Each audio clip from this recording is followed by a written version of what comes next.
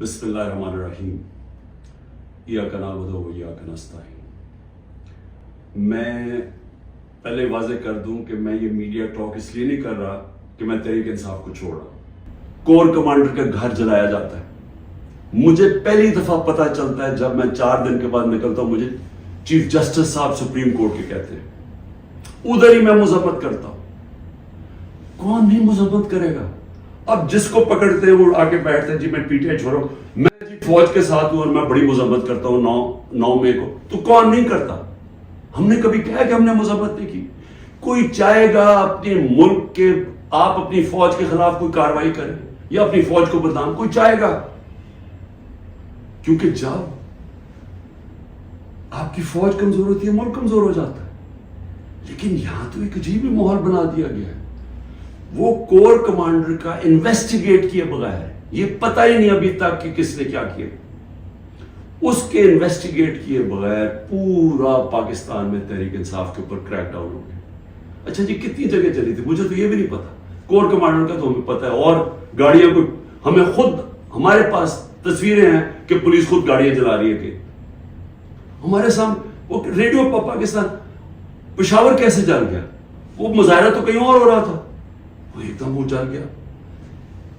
کوئی تحقیقات کیے بغیر، اس کا بہانہ لے کے، جس طرح ہٹلر نے اپنے مخالفین کمیونسٹ کو ختم کیا تھا 1933 میں جرمنی میں، جس طرح سہارتو نے انڈونیشیا کے کمیونسٹ کو ختم کیا تھا کہ جنہوں نے ہمارے کوئی آرمی آفیسرز کو قتل کیا، ان کو ساروں کے اوپر حلہ دیا، دھاوا بول دیا، جو آج ہوا ہے۔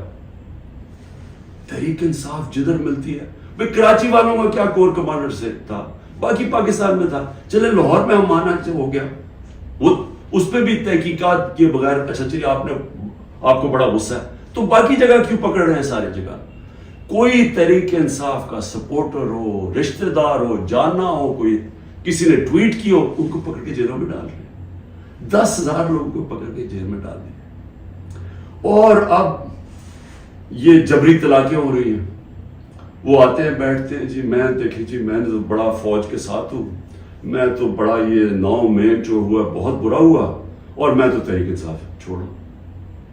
تو یہ اس سے سمجھا جا رہا ہے کہ یہ پارٹی کمزور ہو رہی ہے، عمران خان اکیلا رہ گیا۔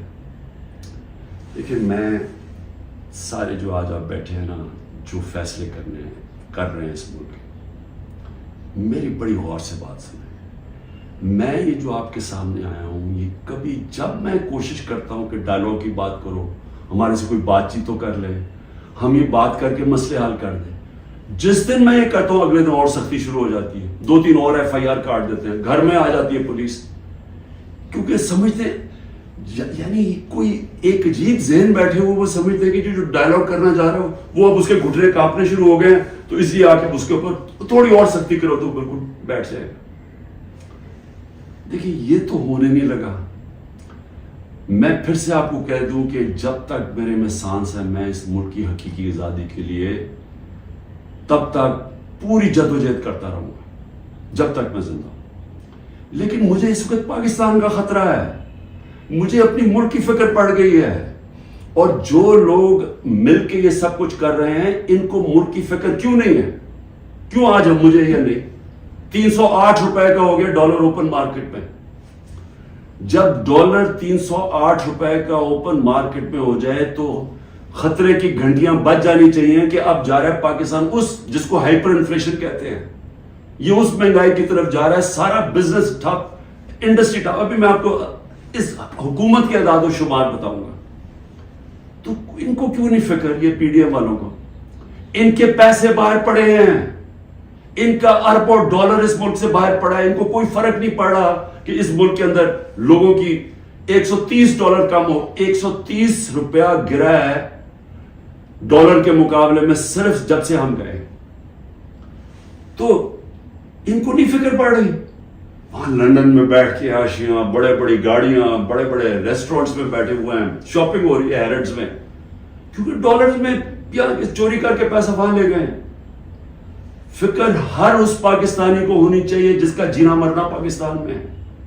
میں نے عمران خان کو جی ECL پہ ڈال دیا، شکر کو میں تو آپ کا شکریہ ادا کرتا ہوں, میں تو جانے نہیں چاہتا ملک سے باہر, کیونکہ میں نے کوئی باہر میرے پیسے بینک اکاؤنٹ کچھ نہیں پڑے ہوئے, مجھے تو یہ ملک سے پیار ہے.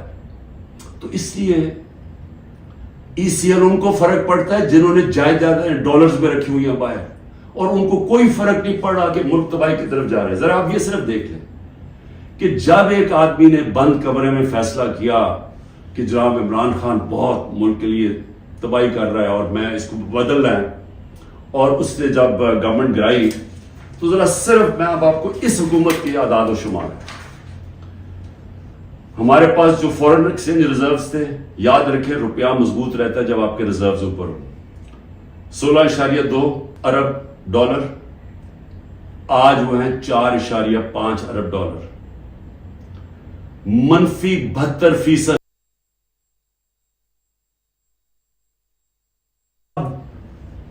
ایک دور بھی گئے, ان کو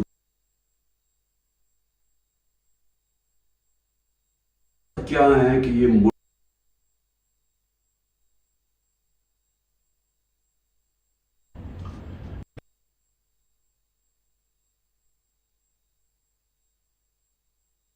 سے زیادہ ہوتی تھی, ہماری ایکسپورٹس بھی, ریمیٹنسز بھی, ڈالر زیادہ آ رہا تھا. اب جب سے یہ آئے ہیں 13% دونوں نیچے چلے گئی ہیں بجائے اوپر جانے کے. اس کا مطلب ڈالر کم آ رہے ہیں پاکستان میں, قرضے بڑھتے جا رہے ہیں, ڈالر کم آ رہے ہیں, اور ہم نے قسطیں بھی دے دی. ٹیکسٹائل ایکسپورٹ جو ہماری سب سے بڑی ایکسپورٹ ہے, منفی 14% گر چکی ہے. انٹرسٹ ریٹ, اب بزنس کام کون کرے گا؟ ہم جب تھے 9.8 تھا, آج 21% ہے ہمارا سود. ہمارا جو ایکسچینج ریٹ ہے آفیشل 180 کر لیں, ہمارا تھا جب ہم گئے 180 روپے ڈالر تھا, آج 287 روپے ڈالر آفیشل ریٹ ہے, اور 308 پہ پہنچ گیا ہے اوپن مارکیٹ میں. مہنگائی کے اوپر بڑا شور مچا تھا, 12.7% تھی ہماری کنزیومر پرائس انڈیکس. مہنگائی کی دو ہوتی ہیں قسمیں, ایک جس کو کہتے ہیں کنزیومر پرائس انڈیکس جو سی پی آئی ہوتی ہے, وہ 12.7 تھی, آج 36.4% ہے. پاکستان کی تاریخ کی سب سے بڑی مہنگائی. لیکن اس سے زیادہ خطرناک جو سینسٹیو پرائس انڈیکس ہے وہ 14.2 ہمارے دور میں تھی, آج وہ پاکستان میں 42.1% ہے. پٹرول, یاد رکھیں ہمارے دور میں پٹرول 110 سے 115 لیٹر 110 سے 115 ڈالر پہ بیرل گئی تھی, آج وہ 70-80 کے بیچ میں ہے.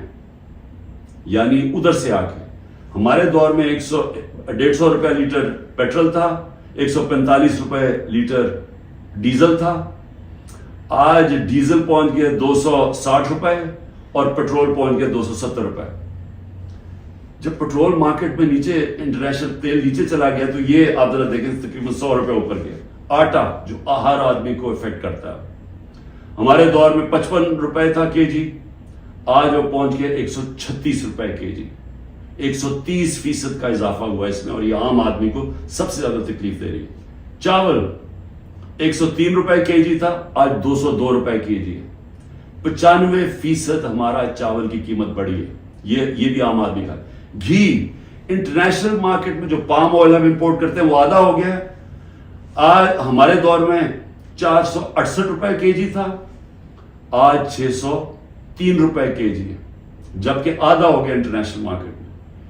اور دودھ 170 روپے لیٹر تھا, آج 170 روپے لیٹر. میں اور بھی آپ کو بتا دوں کہ جس سے آپ کی دولت میں اضافہ ہوتا ہے, ہماری جو گروتھ ریٹ تھی, یعنی جس ریٹ پہ ہماری دولت میں اضافہ ہو رہا تھا, جس کو جی ڈی پی کہتے ہیں, جی ڈی پی میں اضافہ, وہ 6.1% تھی. آج وہ چلی گئی ہے منفی 0.2%, 0.2% پہ چلی گئی. انڈسٹریز, ہماری اوور آل انڈسٹری 6.8% پہ بڑھ رہی تھی, آج وہ -2.9% پہ چلی گئی.